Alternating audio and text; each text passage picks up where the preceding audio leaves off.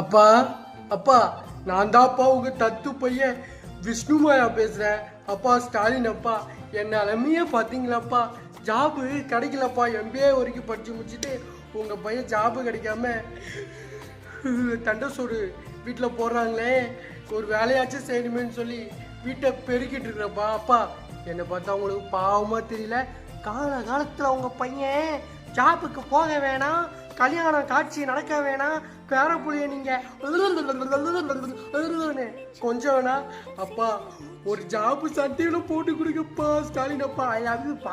எல்லா ஸ்டேட்லயும் நீங்க தான் முதலமைச்சரா வரணும். ஆமா